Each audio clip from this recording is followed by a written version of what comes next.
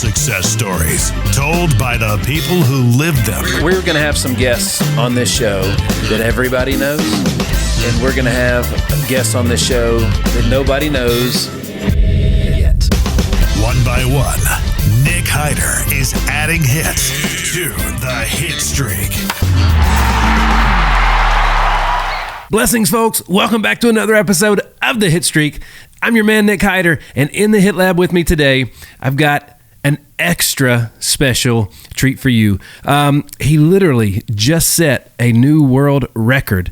The first ever perfect game bowled backwards. I've got none other than the backwards bowler, Jim Cripps. What's happening, baby? Nick, thanks so much for having me on. The Hit Streak is a fantastic podcast. We got a great studio. Looking forward to it. That gets a hit, baby. All right. He's batting 1,000. Dude, I got to give my man Randy Huth, a two-time guest here, who, if you guys don't know, that's the coach of the Knonesville Little League team that went to the World Series for the second year in a row. And he literally sent me a text right after this happened, and I was like, "Holy cow, that's incredible! I gotta have him." And then after we did research, you found out all the other stuff you've done. It's incredible, bro. Thanks so much. And Randy, we go way back. There wouldn't be a backwards bowler without Randy. Okay. Way back when this whole thing started, I wasn't a bowler, didn't really know how to bowl, and so the last thing you want to do is try to figure out something new in bowling in a sport you don't even know how to do.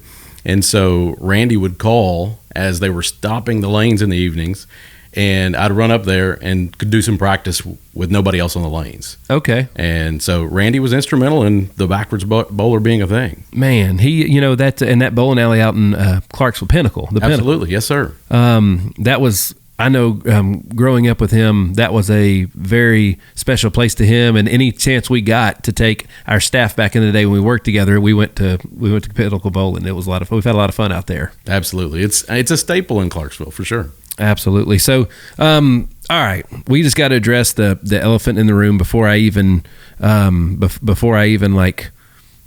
get to all the other stuff that he's done, because his story's incredible. But as I mentioned before, so bowling a perfect game is extremely rare. Like, how rare does that even happen? Just a perfect game. Like, how many times a year does that might happen? It really depends on where you're at. Okay. So Thursday night at the Pinnacle, probably one of the top 5, maybe even higher than that, most competitive leagues in Tennessee. Okay. Period. So you got a couple things going on there. Bowling balls at Ebonite, Hammer, Track, and Columbia were made there in Hopkinsville, Tennessee. So that was really the home center for the people that made bowling balls or marketed bowling balls. And a lot of those people grew up bowling, and that's how they got into the industry. And so you've got a lot of influence there. Plus, just because that league was so competitive, there's people that drive an hour, hour and a half, 2 hours just to come there to bowl on Thursday nights. Wow. And so if you're in there were 2 bowled last week. What? Two 300s on Thursday night. Wow. Now, that's not every Thursday night, but it is, because it is so competitive. You got some people that have been on the PBA, should be on the PBA, etc., that bowl there on Thursday nights. And gotcha. So if it was baseball, they would consider that like semi-pro. That's like the semi-pro league. It's a level above everything else, right? Absolutely. It's real deal there on Thursday night. Man, so I didn't know that. And then, so how did you get into bowling, 1, and then 2, like, what made you decide that backwards was the way for you? Right. So it started 21 years ago. So the Pinnacle had just opened, so it was the hot spot. It had, entertainment. It was also the biggest bar. Has it been there 21 years? 21 years. Oh my gosh. Yeah. I just dated myself. Right. And so Randy ran the bar there at the Pinnacle, and not only did he run the bar, but a lot of times he was running the whole place. He DJ'd it and everything, didn't he? Everything. And so I went one night with some friends of mine, and I'd probably only been in a bowling alley 4 or 5 times in my life. So we'd go out, and they're bowlers. They're taking it serious, and they start giving me a hard time just because how terrible I was. And then to add insult to injury, I ran a local store there, and several lanes full of my customers just happened to be there at the same time. Oh, no. And so they're razzing me as well. And just as a joke, male ego and just, personalities, etc., I threw a ball behind me. Very first ball was a strike. I turn around and instantly my 4 friends are mad. Okay. Because they're serious bowlers. And what I did is not. And so they bet me any ball in this pro shop, you couldn't shoot 150 that way. So it took 6 weeks, me practicing, going in there, Randy letting me come in, that kind of thing. And I shot 163, so I won the bet. And then by then I was better backward than I was forward, so I just never turned around. Gotcha. Wow. That's insane, dude. It's crazy. Like, people are amazing. People are. Some people say people are people. I say people are amazing. It's this kind of stuff, unbelievable, folks. If you check it out, if you want to catch them on YouTube and Twitter, you can literally watch The Perfect Game. Like, that's where I saw it. It was awesome. It's at the Backwards Bowler. His Instagram is Jim to Jim Official. That's Jim as in the name, the number 2, Jim GYM Official. And then he has his business, which we're going to talk about in just a little bit, is sensecustom.com. It's a great CRM service, and we're going to get into that in just a little bit. But like right now, this backwards bowling thing is just fascinating. So 300s are, I guess for people like me, 300s are pretty rare, but you see them on the regular. But backwards. So you held the record previously before the 300? Absolutely. So in 2006, I shot what is the Guinness World Record at 278 during a Fox interview. So, and that was really kind of by chance. I was actually out of town, and Amy Fadul, who was a sports caster here in Nashville at the time, reached out and said, "Hey, I'd love to do a story on you. Can you be here tomorrow?" I thought, well, yeah, I'll head back. So I come back from Atlanta, and I get there, and there's no cameraman. And so she said, "Look, I'm sorry, I didn't want to cancel on you, but cameraman's out, so we're just going to set up, and you'd bowl till you're tired of bowling." Okay, great. Because most interviews, you don't bowl a whole game, right? And so I get on the lanes and shoot 278. Of course, I turn around, and she goes, Is that how it works every time? Of course, I'm like... That's what I would have said. Yeah, I was like, no. I was like, I'm going to need a copy of that because that's the new Guinness World Record. Oh, wow. And so submitted to Guinness, and, it's standing record since then. Man, that's insane. So it just to clarify, because the people that are serious about this stuff. So the Guinness World Record and the world record that you hold are two different sets of records, right? Sure. Based on 2 different standards. So you hold both records, the 278 in Guinness and the 300, which was a certified. How does that go? So let me see. Hold on a minute. It was I need to know this. I'm learning right now. So it's certified. It was a PBA bowler certified thing, right? Yes. Correct me if I'm wrong. Yes, it was a USBC certified sanctioned tournament. Wow, so it was in tournament play. Absolutely.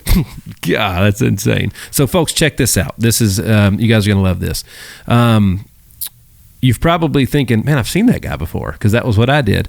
And he's been featured on Good Morning America, Jimmy Kimmel Live, the Japanese TV show Unbelievable, and amongst many, many, many other things, right? So tell the story about the Jimmy Kimmel episode, because I love late night TV. I love all that stuff. And they're just, I think they're the best at they're like next to Saturday Night Live making this kind of stuff. Yeah, absolutely. It was very surreal, because I went to the first national tournament I'd ever gone to. It was 2005. I go to the national tournament, and of course you're always kind of on pins and needles, like, what are they going to say, what are they going to do, no pun intended. Exactly. And I throw the first couple balls, and the lane monitor is headed to come tell me to stop, and he looks up, and I've got the first 2 strikes of tournament play, so he backs off. And fast forward, ended up shooting pretty well. The next day we're sitting there, and a group of officials come in, and a couple of guys with me, and they're like, "Hey, they're looking for you," as a joke. Turns out they were. And it was the media crew. They were like, gotcha. "Hey, how did this happen? How did this start?"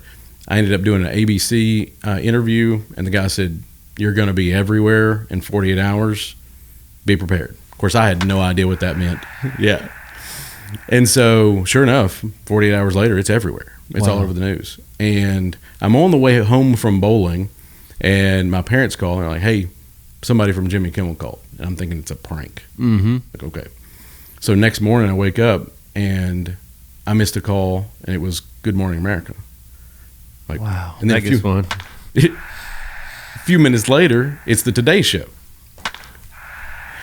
And so I'm talking to them, and they all want an exclusive. Mm-hmm. The difference was the Today Show wanted me to bowl outside. So you got heat, humidity, you got all these other factors at play. Good Morning America and Jimmy Kimmel were on the same network. Gotcha. So they were willing to play together. And then they also offered to fly my parents out. Oh, wow. Like, hey, that's it. That's the one right there. Mm-hmm. And so I flew out, and Jimmy Kimmel double booked. And so we're all out there for me to do the show, and they had double booked over the ESPYs.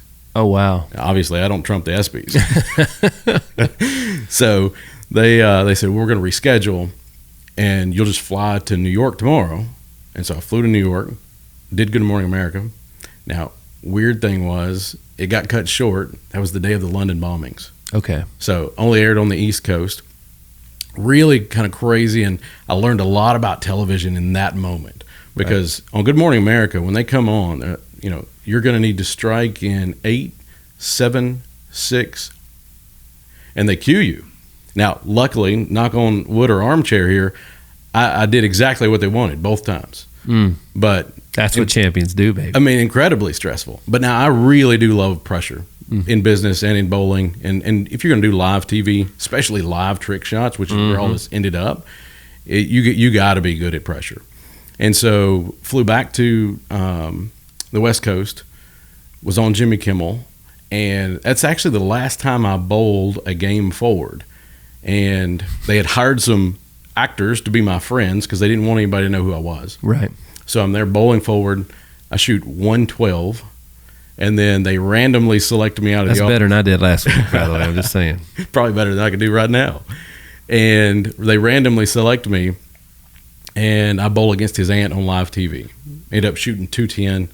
She was a great sport about it. She had no idea. They really pulled one over on her.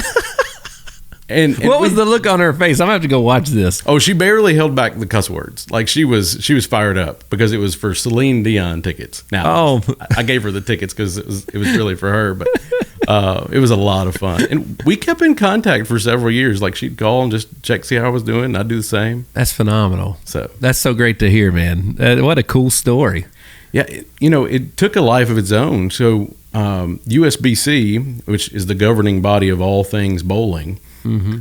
They put me together with a group starting in like 2006 or 2007, and it was for trick shots. So think of Dude Perfect, but before Dude Perfect was Dude Perfect. That's right. And have they called you, by the way? They have not. Now I tag them and Mr. Beast because I'd love to go bowling with them. I think it'd be just fantastic. They have to. They have to. We went to their show and they were here. That totally fits. Oh, and my son would be on cloud nine. Like he is a huge Dude Perfect fan. Mm-hmm. Those guys are awesome. Yeah, absolutely. But I started bowling with Hall of Famers.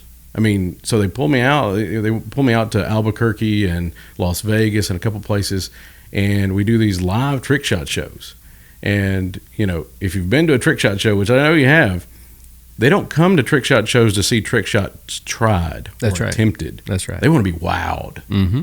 And so it's like magic. It is. And you have that power too, like it's either make or break. Mm-hmm. And so the first year, I didn't do any trick shots. I bowled backwards. I took myself real serious. And Bob Learn, they call him Mr. 300. I mean, he's been around for years. He's on the senior tour now, but he's just a rock star. And he goes, Jim, all the greats do trick shots. And so the whole next year, without knowing that there was going to be another show, I'm just trick shot.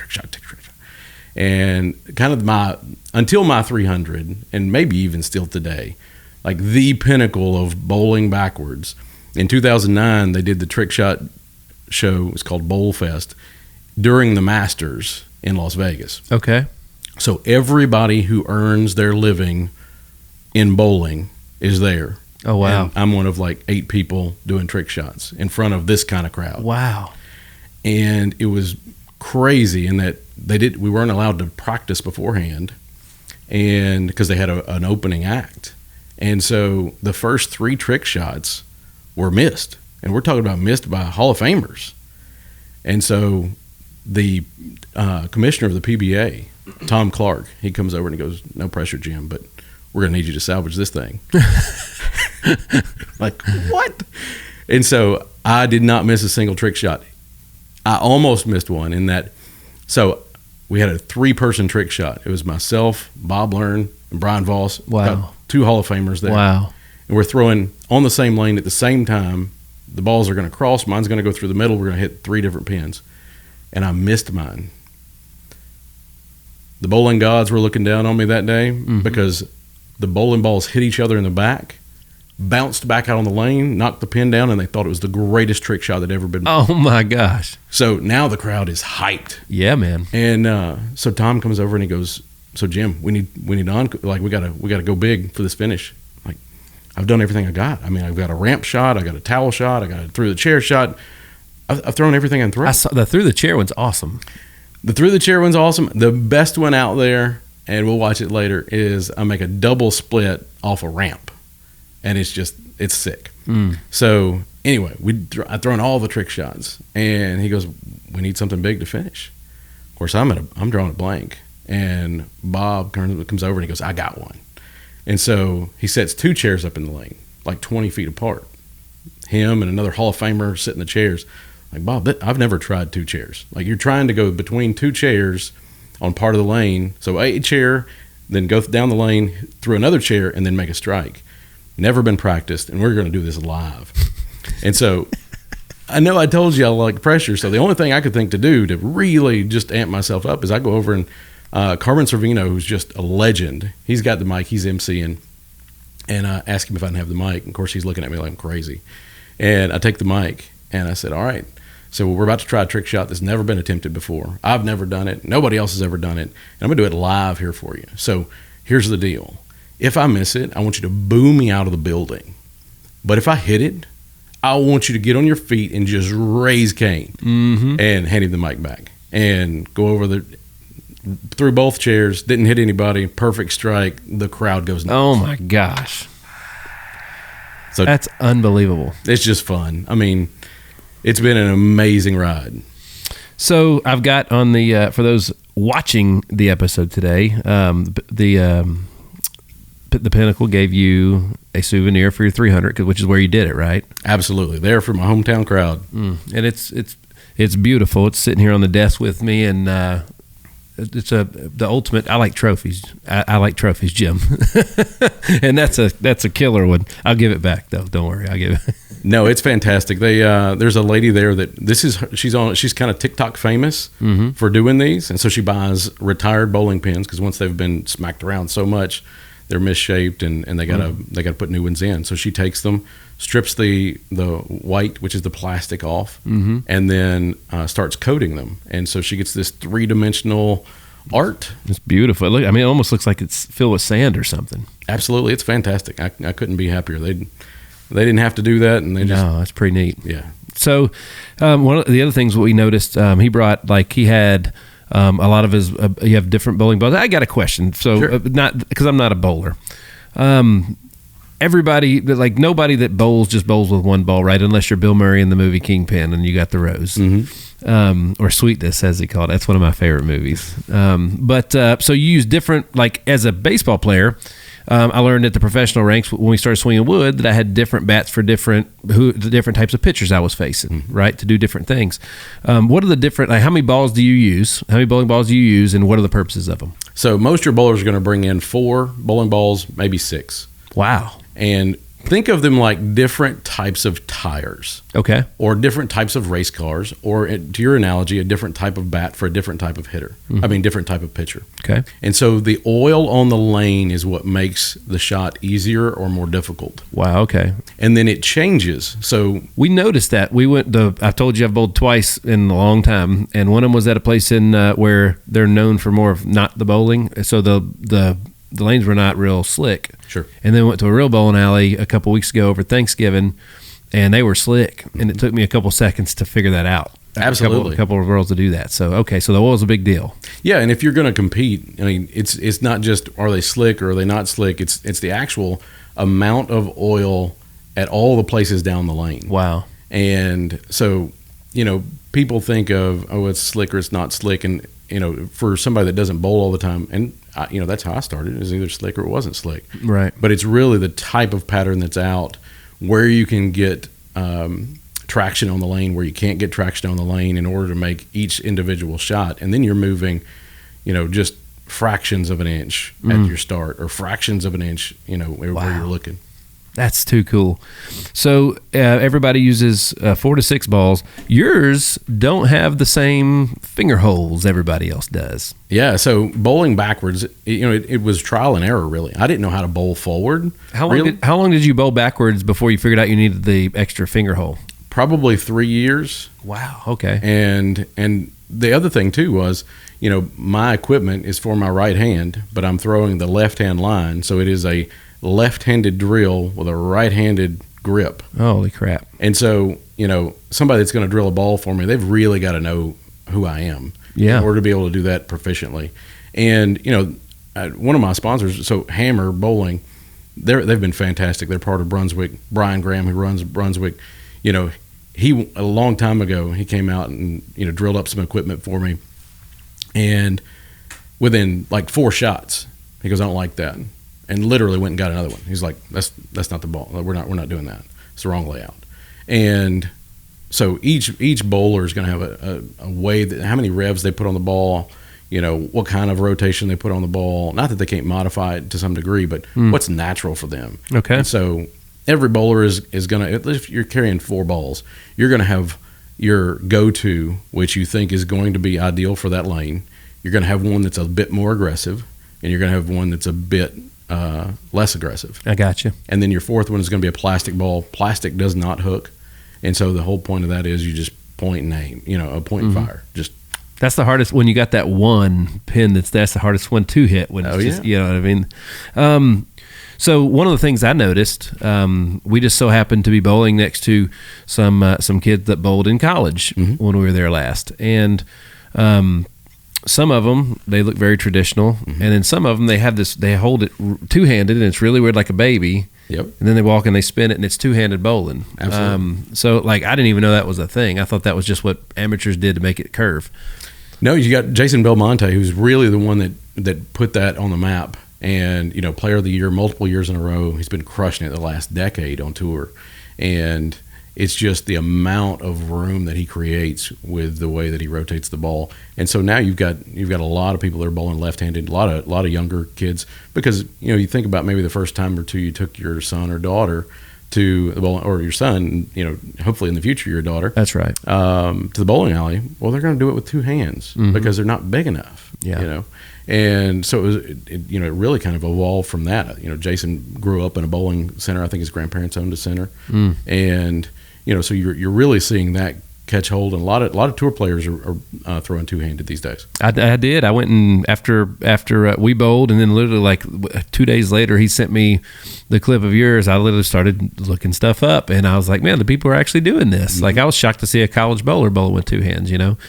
So in golf, my granddaddy used to. There's long putters, there's short putters. The one thing you can't do is straddle the golf ball. Both feet have to be on one side of the ball. What rules are there? Because that you said the guy was going to come stop you for bowling backwards in that thing. It's obviously not illegal. So one, what was he going to stop you for if it's not illegal? But what is illegal? Like, what can you do? If you can bowl two-handed, you can bowl backwards.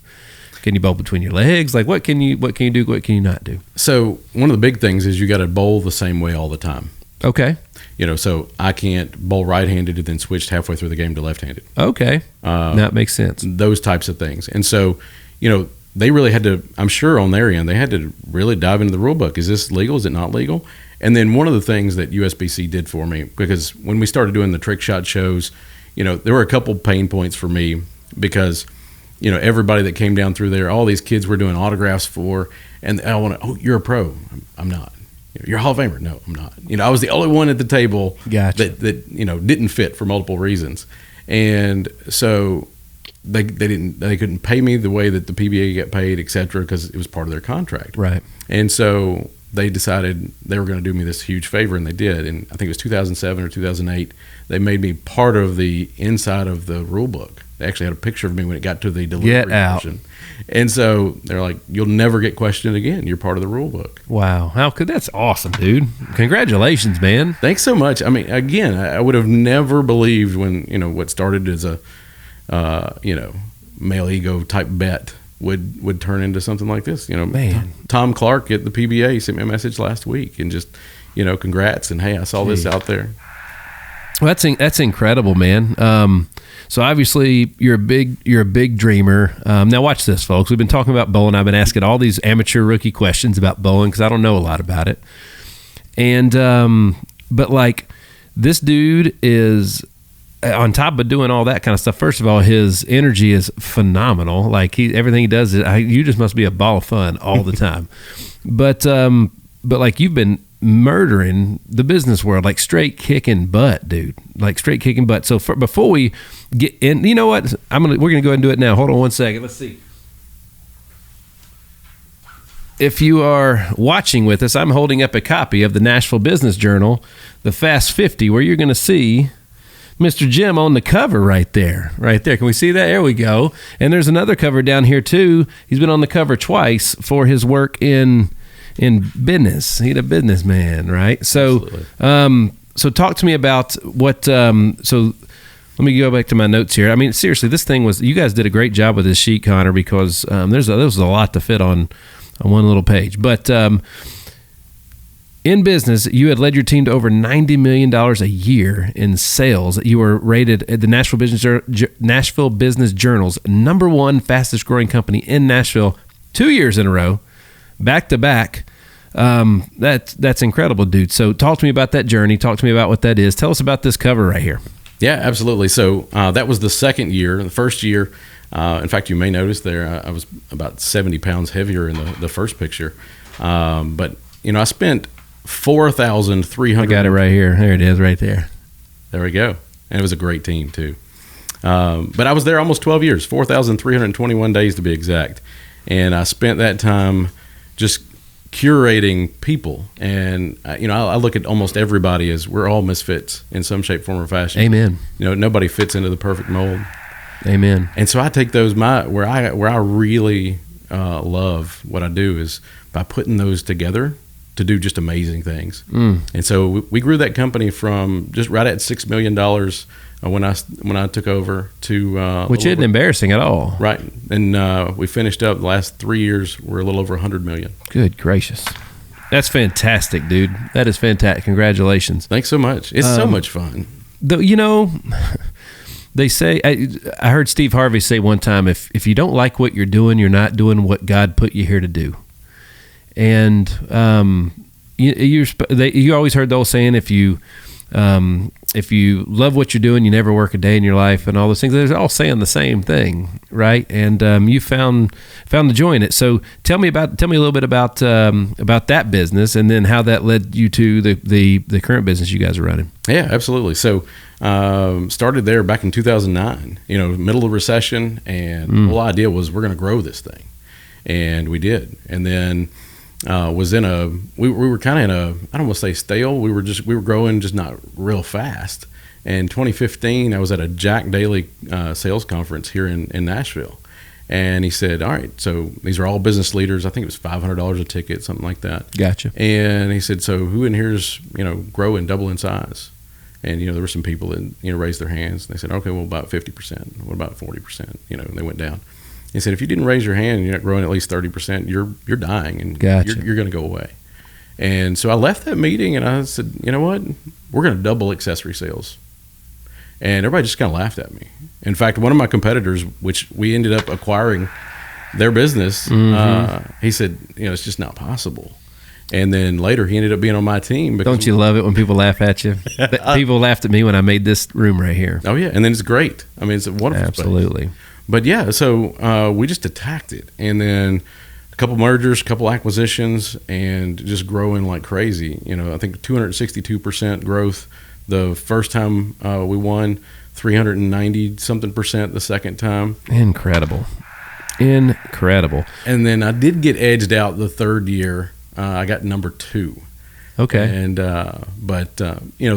it was one of those things. Everything has a season, and I love that team. In fact, 2017, 2018, just a miraculous time. I had the perfect team, in my opinion, that was there. We loved the work that we did together. I had a type A personality guy named Lucas Munns, and then I was kind of I put it together. And then I had a young lady that's worked with me for 20 years at 3 different companies, Leanne Simpkins, and she'd make sure that we didn't overpromise and that, it all came together on the back end. But it was amazing time. Man, that's awesome. And so, I would assume a lot of the things that you go do in regards to the bowling, they don't get to the business part too much, right? So I'm really excited about this little segment we got coming. But like I want to point something out. Like winning is, it's a habit, right? Just like losing is. Absolutely. And but what we figured out in business and in sports is the people that expect to win usually do, and the people that are trying not to lose usually don't win. They usually lose, right? Talk to me. So I got some on my notes over here. You mentioned the word pressure a couple times, right? Yeah. And on the wall outside on a plaque is a quote by William Arthur Ward that says, pressure causes some men to break and pressure causes some men to break records. Mm-hmm. There's a saying, pressure makes burst pipes, and it also makes diamonds. The same pressure. So you've been able to take pressure and make it work for you, right? Versus a lot of times it will burst people's pipes or cripple them in a way, right? So how have you been able to, through the power of mindset in your mind, how have you been able to control that and make that work for you? Well, I think you got to set yourself up for that. You got to be ready for the pressure. It's got to be something that you've prepared for, you've practiced, you've thought through it. You can't just come in blind and expect to do well, under pressure with no prep work. Mm-hmm. And so in both business and in bowling, so in that 300 game the other day, and of course I've done live TV, I've done, live trick shots, all those things. And like I say, knock on wood, I've never completely missed one. And in that scenario, I had just a moment of a mental break in that 300 game. Now, that 300 game was not even supposed to happen. What I mean by that is I woke up that morning. So I had a relatively new bowler on my team, and he said, "Hey, you mind bowling the tournament with me?" Or, "I'm sure you already got somebody you're bowling with." And I said, "Man, I haven't bowled at the tournament in probably 10 years. Yeah, I'll bowl with you." And so I was doing a work project around the house, and I got a splinter in my thumb, my bowling thumb. Oh, wow. And I couldn't get it out. And fast forward a week later, I wake up the morning of this tournament, and my thumb won't go in a bowling ball. I mean, it's swollen and angry.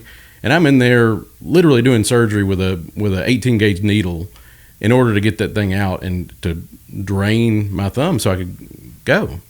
And I was frustrated like anybody else would be. And I happened to think, my son's going with me. Like, I got an opportunity. I can either step up and do this or not. And so I gave myself a little bit of pep talk in the mirror that morning. I mean, self-talk is a real thing. Hold on a minute. So was this your Michael Jordan flu game? A little bit. Holy cow. Yeah. Dude, we were talking to my son about that the other day. I had a dude come in from Arizona, Jack O'Hare, and I had the bug going around. Didn't feel like doing much, and but he came from Arizona. We had to shoot that day, and I had to perform. Right, we had to get it done. That's right. That's incredible. And so was able to get that done. Give myself a little pep talk, and I even said in the mirror, and just this is a fluke, and it really happened. I said it'd be a good day for a 300. And so when I got to the bowling center, one of the ladies that's been involved, and she's been involved with youth bowling as long as I can remember, and she checked me in. And she goes, "Oh, you brought Castle with you." That's my son. And I said, "Yeah." I said, and I was joking. I said, "But I figured it'd be a good day for him to see a 300. Wow. And she goes, "Oh my God, it would set this place off." You manifested it. Yep. And so we start bowling. First game I come out with a 192. And second game, I usually record, and this is a best practice for anybody out there in any sport, and really business too. I want you to record everything. Mm-hmm. But I usually record the second game, and it's because you're not sore, you don't have anything going against you. You've loosened up. You got one game underneath you. You know the lanes. You know the lane. And so I started recording. And the other thing it does for me is when I record, because sometimes I'll wear a heart monitor, it bumps my heart rate up about 15 beats a minute. Okay. And so I'm operating faster. Folks, you got to remember that. That's big. I'm serious. That's a big thing right there. Yeah. And then, so I'm operating faster. But also what it does is I don't get that huge jump. So if you're at rest or you're calm versus a huge spike, It's a big difference. That's right. And so it minimizes the difference when I am on a streak. And so strike, strike, strike. And then about the 5th or 6th frame, I came in light. Second one, but it struck. The next one, I a little overcorrected. It came in heavy, but it struck. And then 8th frame, they call the 50-50, which is, you're kind of like a little side bet in the bowling alley to win some money. And when they started calling the ticket, I'm on the approach. And I can remember, like, it was 3 minutes ago. I was like, please do not let me win, because I knew they were close to my number. And sure enough, it was the guy that bought right after me that won. And I said, I'm on the lane. I said, I want the strike instead. And so pocket strike. So what would you have had to do if they had called your number? You'd have to, go up there, get your money. Still, the goal is to, that one was a 50-50, so they just bring you money. Gotcha. But I didn't want the money. I wanted the strike. That's right. And so my son was playing with a friend of his that just happened to be at the bowling center at the same time. And I thought, how am I going to get him over here for these last four balls? And about that time, he walked up and said, Daddy, I want to go play some arcade games. I said, you can absolutely go, buddy, but I need you to sit right here for 4 more balls. And so he's there. 9th frame, strike. 10th frame, strike. 11th frame, strike. I come back, he gives me a fist bump. And my mental break was right there. And it wasn't because of him. It was for just a split moment. I thought in my head, no matter what happens, this is going to be one of the best games I've ever bowled. Mm-hmm. And I stopped. And I'm so glad that the camera didn't get this, because I cussed myself. Okay. I was like, not today. Yeah. You got an opportunity. It's too hard to get right here to let yourself off the hook. Mm-hmm. Finish this. Show Castle what it's all about, what pressure does, and who can step up to it. And so I threw that last ball, and it was probably the best ball I threw all day. And just right there. Man. The crowd loved it. I loved it. I actually was more calm than I thought I would be in that moment. And high-fived him, high-fived everybody else. There's no telling how many. I'm not really a big hugger, but oh my God, like I think everybody in the building hugged me that day. How many people were in there that night? It was everybody for the tournament, plus everybody for the next squad that was going to bowl and all these things. People probably start hearing about it. It's Clarksville ain't that big. Oh yeah, absolutely. And it was already on the internet. It's already, I think it's 440,000 times just on his link. Yeah. And then about 100,000 times on mine, and Hammer, my bowling sponsor. So I think it's in the top 5 most shared videos that they have on their site for the year. Wow. And it just posted. Wow. So yeah, so you just did it, like it happened right before Thanksgiving, right? Yeah, it was the weekend before Thanksgiving. So man, like it just happened. It just happened. Well, my wife, I think Rhiannon thinks I'm crazy, and so does my son too, because I cuss myself all the time. It works. Well, it just all you're doing is it's like the old cartoons when you had the angel and the devil. Mm-hmm. Those are the voices in your head, right? All you were doing is you were basically saying, this is the one I'm listening to. Yeah. You know what I mean? So, but all the doubt that anybody has, it's within. They're the only ones thinking it. Yeah. That's such a, like, that's where the commonality, that's why I love sports. And I think that they teach such great life lessons, because you're always trying to overcome things. Like if you'd have went up there trying not to bowl and trying not to miss rather than to hit, you probably would have missed. Absolutely. That's most of the people that in business, they're trying not to mess up instead of, nobody does something great by accident. You don't shrink yourself to success. Mm-hmm. You don't accidentally. Rarely does somebody accident. You can hit the lottery or something, but Peyton Manning didn't accidentally win those games. Mm-hmm. That's right. And that's one reason I'm a huge Peyton Manning fan, and the reason for it is just the amount of prep work that man put in. That's right. Watching game footage. It's part of the reason why I record my games. That's right. Is I want to see, how small is that movement that I need to make, and it's. Once you've done something, like I said, I'm at this 2 decades. Once you've done something 2 decades worth, the mechanics are down, but it's those tiny tweaks, and you can't work on mechanics and tiny tweaks at the same time. And so, people don't finish things; they quit them, right? And I'm a big believer, and I don't quit anything, but I do finish. Mm-hmm. And beginnings hide themselves in ends, right? So, but like again, everybody's chasing the one of the questions that we ask people before we move forward with them and invest in their business is we ask them, how much are you wanting to make first year? Like, just what do you got? I want to know if they've thought about it. I want to know if they've dreamed. I want to know if they're good at setting goals. That's a loaded question.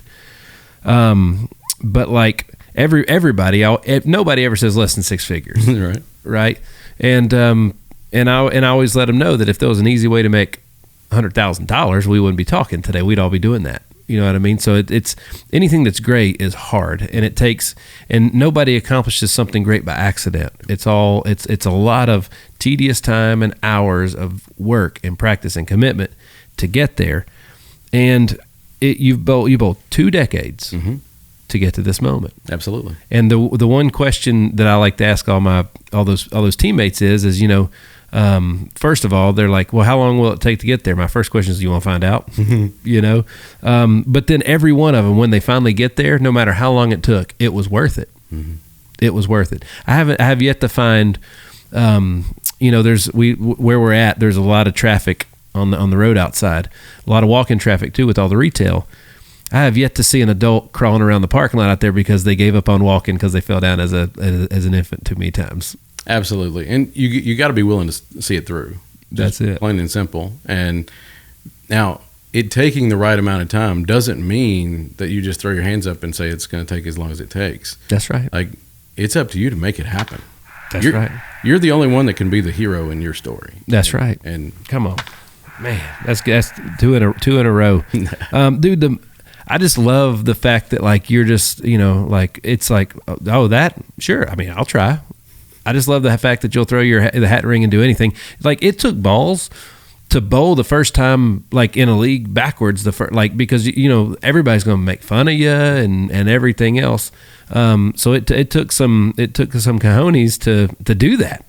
It did. Honestly, losing early and hating that feeling and deciding to win was a big piece of this. So in like my second or third year bowling, I bowled in the state tournament, and I won a side pot. And you went to Vegas to bowl for a new Cadillac against the other 50 winners. Okay.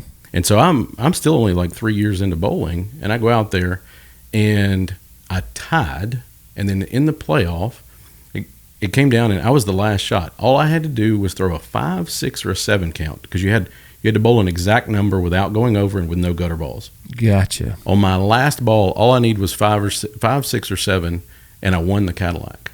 Wow. And I choked. Yeah. Finger stuck in the ball. It went straight down the lane, strike, and I was disqualified.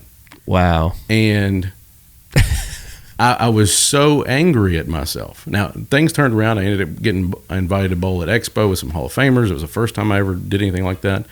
But I didn't let go of that. And I don't know that I let go of that until that 300 the other day. And it was because I was trying to prove to myself. That's right. Like, you can and will do this. You can't win the war against anybody else until you win the war against yourself first. That's right. Absolutely. Man, dude, honestly, we could just talk about this stuff all day long, because this is gold, man. And I'm just here to tell you, most people are not, hardly anybody is groomed to think that way, and most people just don't. Every limit that you have is you gave it to yourself. Nobody else did. Absolutely. You know what I mean? So that's why you got to push your limits, because you're the one that set them. Yeah, and I tell people all the time, and my team heard this for years, is you are the cap. No matter what it is, like on your team, in your household, what your financial goals are, how you want to raise your kids, you set that limit. And it's up to you to make sure that limit is high enough, and don't accept anything less. Go after it with everything you got. Dude, we're going to have to talk after this about we got some things coming up next year, some events and everything else. I got to get you out. I got to put you on the stage, baby. You're good at this. Oh, it's fun. I love it. Holy cow. Let me see. So I actually had the team put together a killer thing to go through. I've been totally off the cuff today. I was so having too much fun. Let me see. We get back to my list here. So we've actually done really good. We've knocked out a lot of this stuff. So that's good.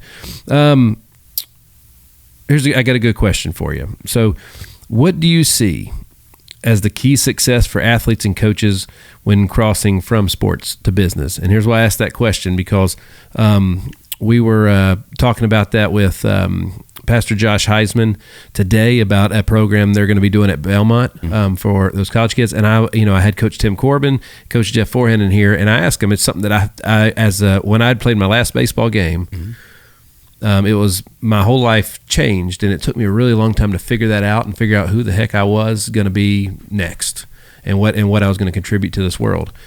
And I think every athlete that plays it to a high level, at least to college, I think they struggle with that. I think that every kid that gets out of college, they've been a student their entire life, and now they're not. I think they struggle with that. They have an identity crisis. We're basically talking about that right here, right? So again, my question, what do you see as the key to success for athletes and coaches when crossing from sports to business? Yeah, so I think it's two pieces. The piece that I see that I think makes them so successful is, and I think Randy is a great example of this. Jack Daly talks about this, that most little league teams are ran better than most businesses. That's true. And if you think about it, it's because sometimes those businesses are winging it, or they're just getting by, or fill in the blank. Mm-hmm. And sports teams have organization. They do. They have team members that have specific roles. They keep score. They keep score. Performance matters. Absolutely. And I don't want to take away from that at all. Performance absolutely matters. Mm-hmm. And for us to pretend that it doesn't, we're not doing anybody any service. I agree. And then communication. Communication to me is the biggest thing. So my team, the reason we were able to grow by over $90 million a year and be Nashville's fastest growing business and grow from 32 team members to almost 500 and this is a happening city here, folks. This is a happening city. That's right. I mean, especially in the tech space. Absolutely. And the ability to do that was because everybody in that organization heard it directly from me. What's the mission? What are we going to do? When are we going to do it? Who's participating, and how do we get there? And so you don't get that, modification from people playing telephone and it trickling down. And so I trained our team every single month in person. And so for somebody, you think about it, how many people at a senior level are going down and training people every month? But they didn't have there was no question as to what they were going to do. And so somewhat like a coach head coach on a football team, when you think Nick Saban isn't talking to those players, he's talking to those players. Absolutely. They know exactly what they're there to do. They know what their role is in that performance that night. Yep. And it's up to them to get it done. That's right. And all too often we flounder on accountability, or we assume. I watched one of your previous podcasts where you were talking about the words that you use are important. Absolutely. Because different words mean different things. Yes. And so be very intentional with the words that you use. And if you want people to do big things, you're going to have to be real clear about what that big thing is.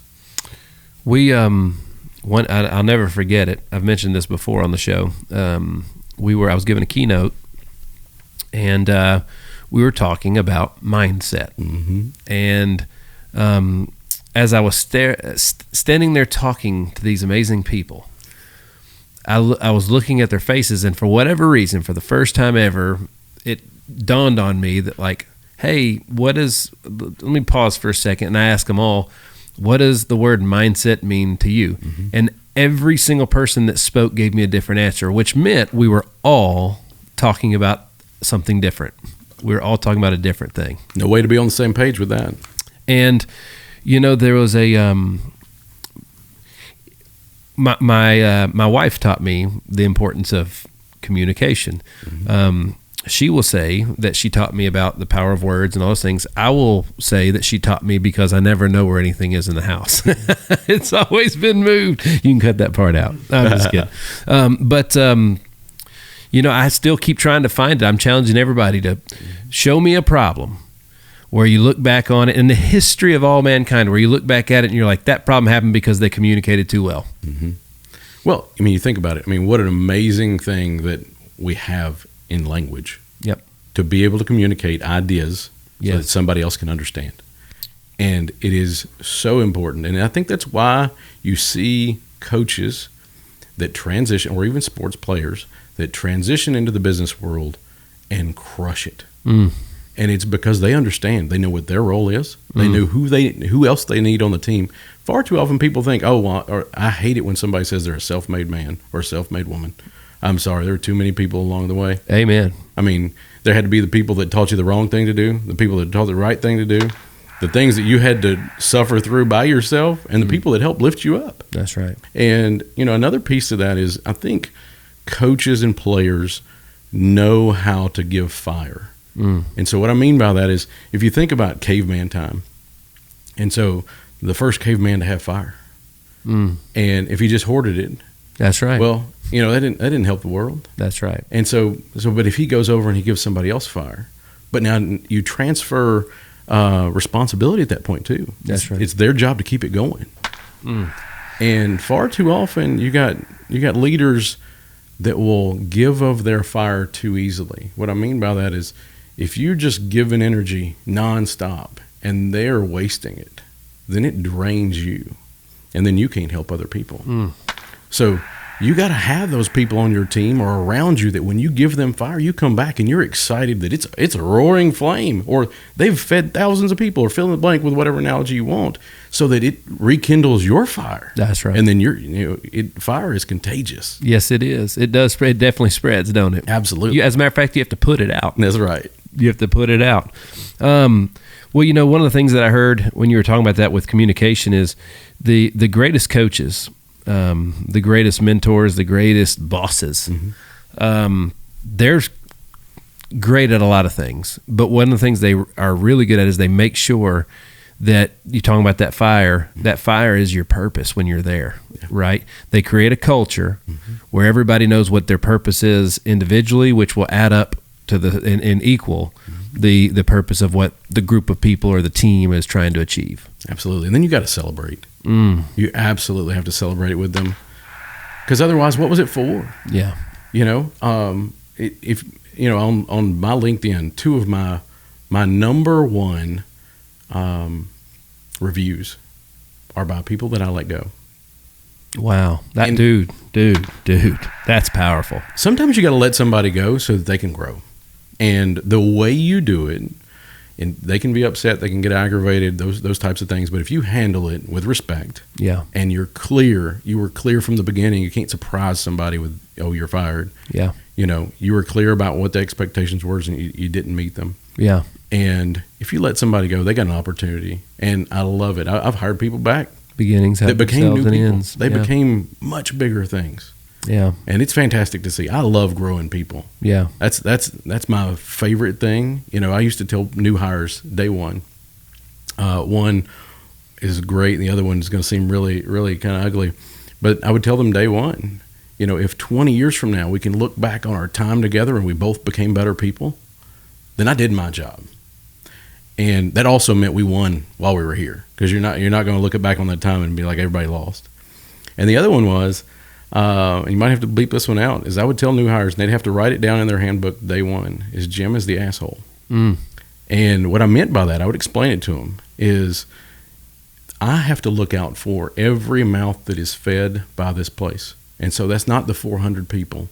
It's the on average 3 people at home. So that's 1,200 people that depend on me to make sure that the right thing's happening here. That's right. And if you do the wrong thing, and I don't mean by accident, I'm gonna show grace, but if you're endangering these 1,200 people over here, it's going to be me that shows up and makes sure that you're not here endangering them anymore. And so usually when they got the explanation, they understood the gravity. But I think it also painted their picture for, we handled people's information and their only communication device and those types of things. And so it drove that home how important that was. Absolutely. Golly, man, dude. So we're going to be talking to Jim about launching his own podcast, because oh my goodness, the world needs more of this, dude. It's fun. I absolutely love it. The world needs way more of this. You are way more than advertised, so we got to fix that. I'm serious, man. Talk to me a little bit about your Sense CRM. Yeah, so I know in a roundabout way how you felt when you left baseball, because I spent almost 12 years 4,321 days building this team.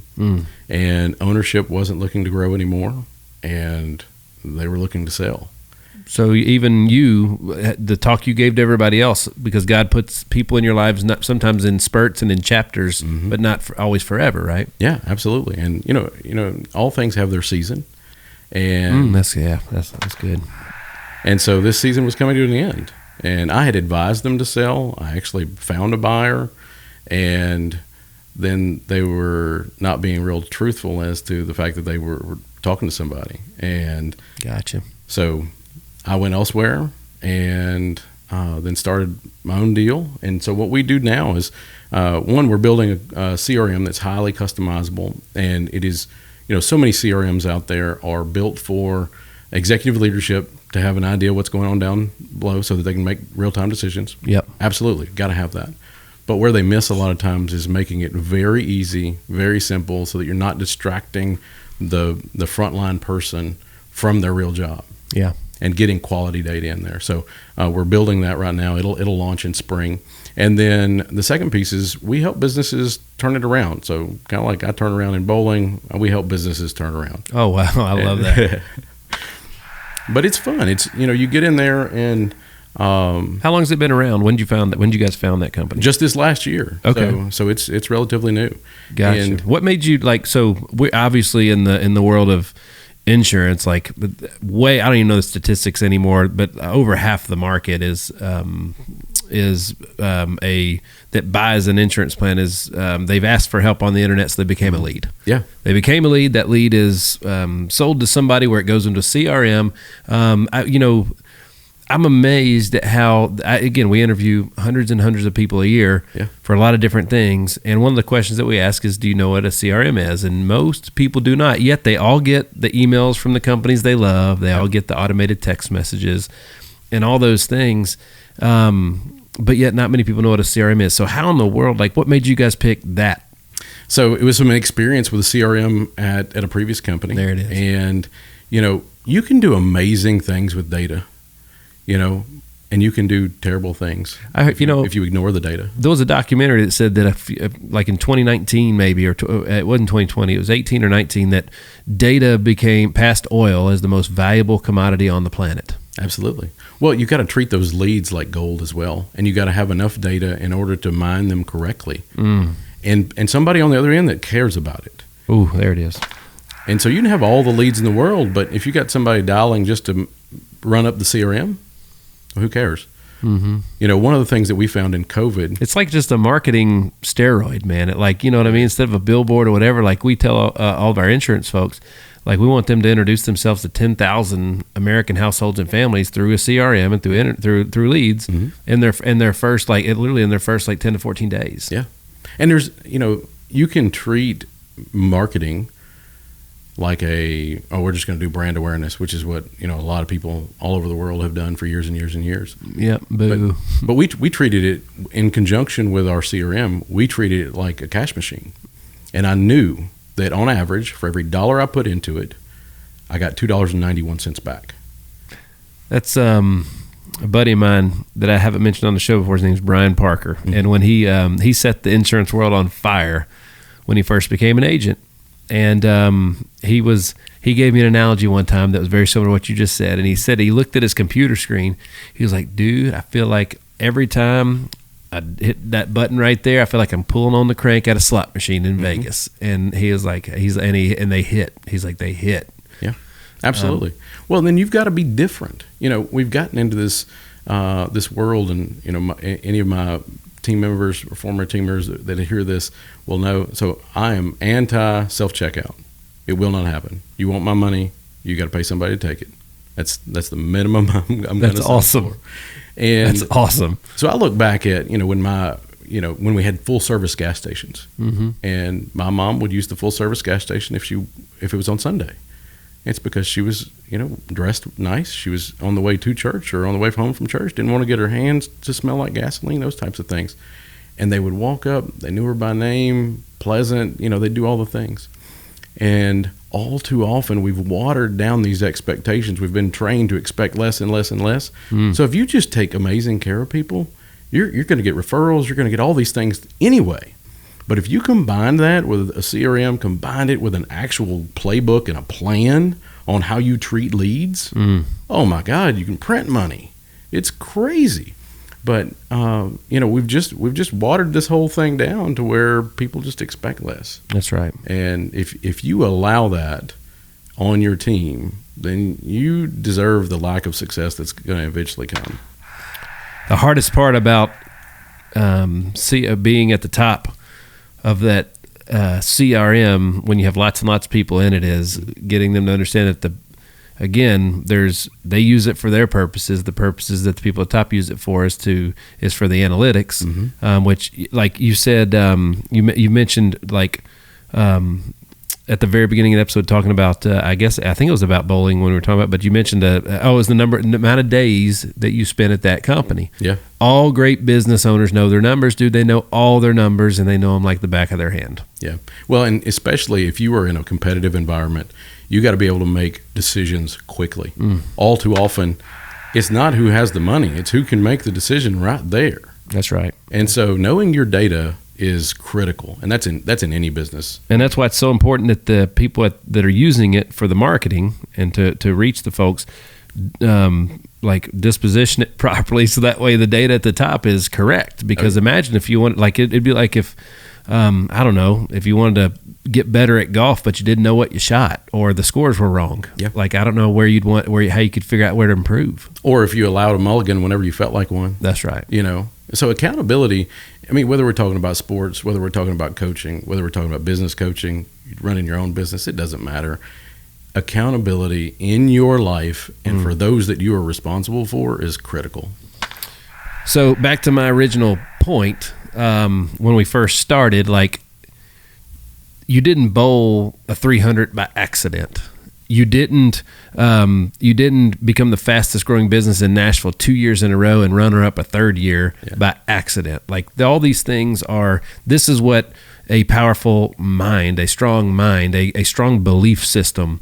This is what your life can do. And it just goes to show you whether it's bowling or business or anything else you want to do, that's what you get from it. Absolutely. And you got to put it out there. If you're not willing to say the words out loud, then it's not going to happen. And, absolutely. So we talked earlier, and I think I mentioned that, I do tag Dude Perfect, and I tag Mr. Beast, Jimmy Donaldson, and those types of people because I'd love to meet them. I'd love to bowl with them. I think it'd be great.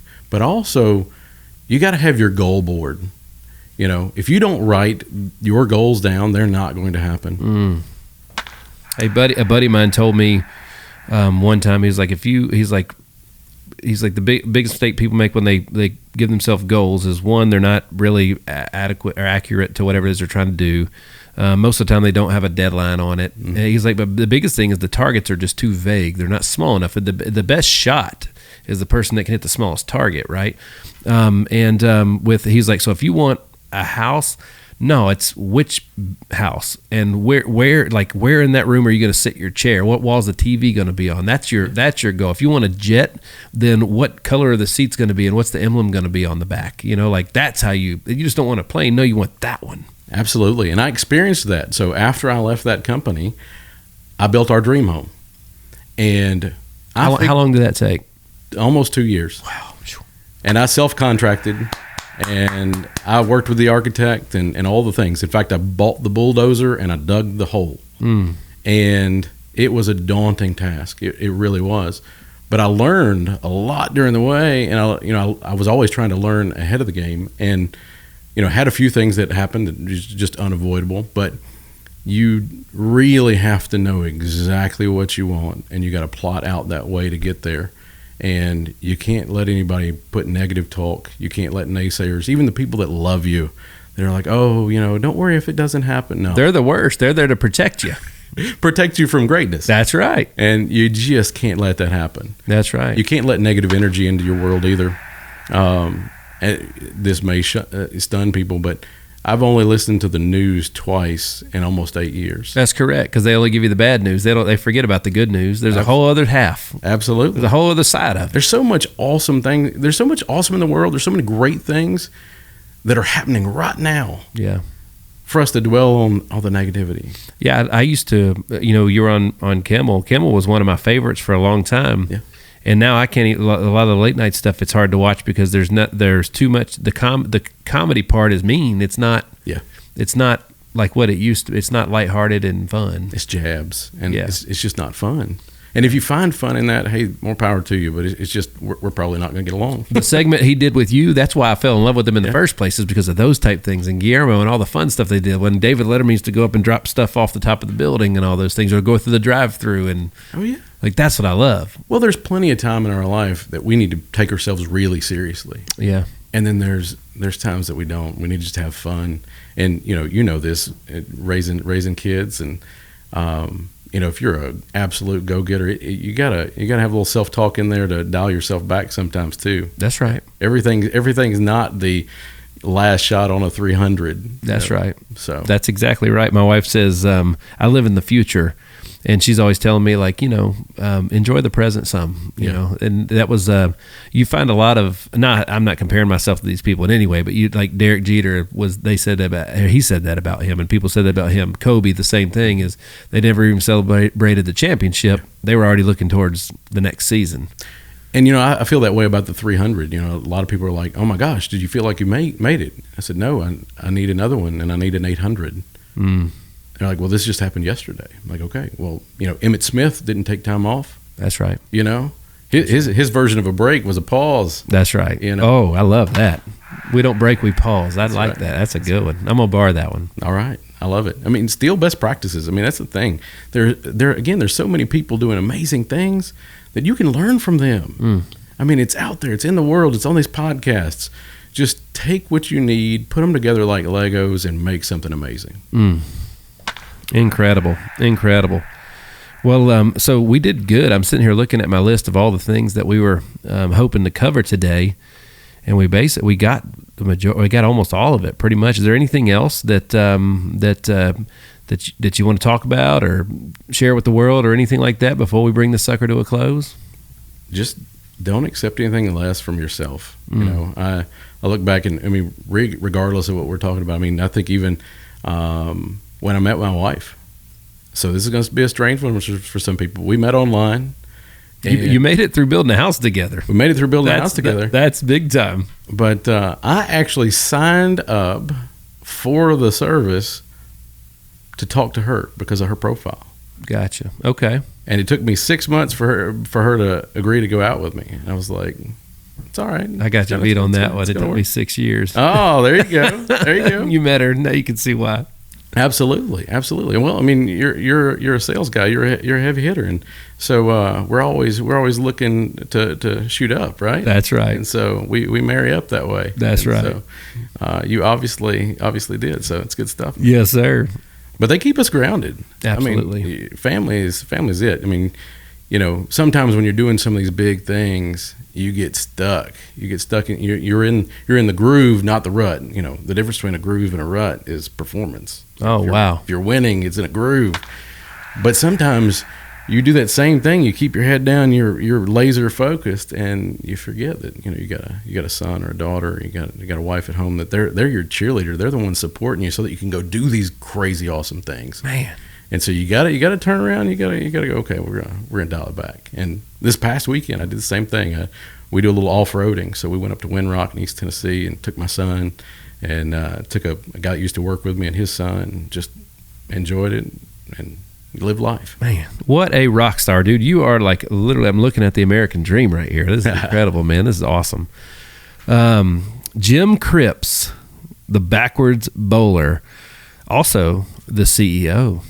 Also the husband and the father. And I'm going to say he goes all in on all of them. I do. It's so much fun. I truly enjoy life. It's good stuff. And the thing about it is if you go big enough, a lot of people say, well, you made that look easy. Go big and make it look easy. Anybody can make it look tough. Mm-hmm. Okay. It's the ones that make it look easy that inspire other people to believe in themselves.